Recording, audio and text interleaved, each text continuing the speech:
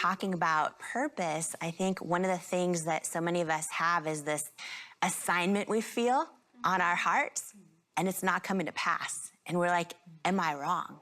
Am I feeling this wrong? Or we have this big dream or this thing that we feel God's calling us to do, but then the days go by, or the weeks, or the months, or the years, or the decades, and it's not happening. And, you know, in my journey, I really found that learning to trust and then just keep going during that time is hard. And I feel most people get tempted to stop trusting, so they quit.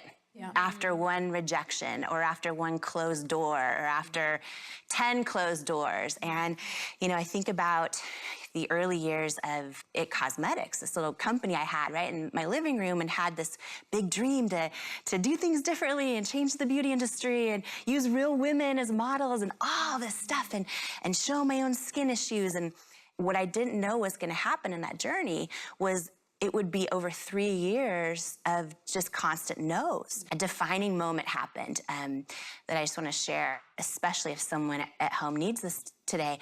But we kept going. You know, it was like, okay, with God and grace, we're just going to keep going. And got a big phone call from a potential investor. And I was like, oh my gosh, I saw it so clear in my head.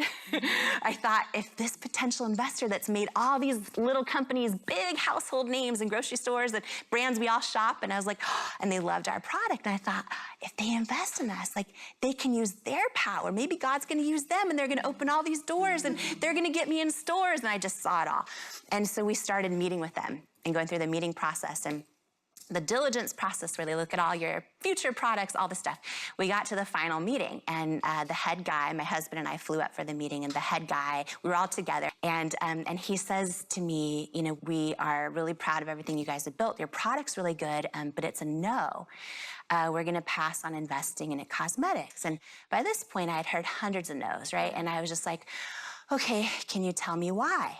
And he got really quiet for a while. And then he took a long pause, and he says, do you want me to be really honest with you? I said, yes, please, you know. And he just looked at me and he said, I just don't think women will buy makeup from someone who looks like you with your body and your weight. Right? And when I look back at this moment, that feeling I had, that knowing, it was like that he's wrong. It was like, oh, what really happened was that guy gave me a no, but God gave me a knowing, right? And it's like, oh, what if all the rejections are just no's? But the only thing that matters is that we're tuned into that knowing. And maybe I'm 3 years in and really poor, and I don't know what's gonna happen or how I'm gonna make it, but I still have that knowing, right? And that knowing changes and said, okay, your journey's up, okay, then I'm gonna trust it. But it said, keep going. And we kept going, and it was really hard. It was really hard, and I'm gonna cut past a decade now, a decade later, and just to share the fun part, because that's the not fun part. The fun part. Fast forward, I think it was 8 years.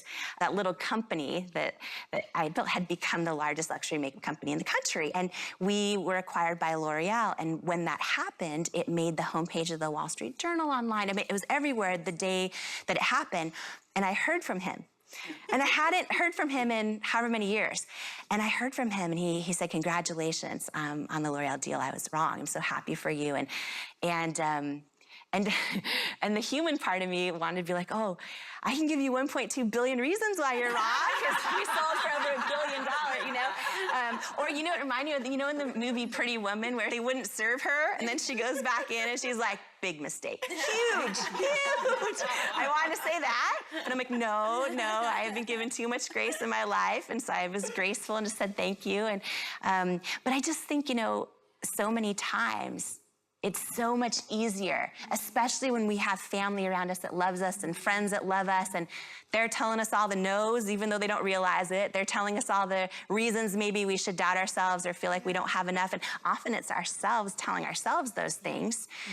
And I just think that, you know, as we talk about purpose and those things on our heart, and it can be something like, I'm meant to be a painter, or I'm supposed to dance, or any of those things, and we start to just listen to the no's over the knowing.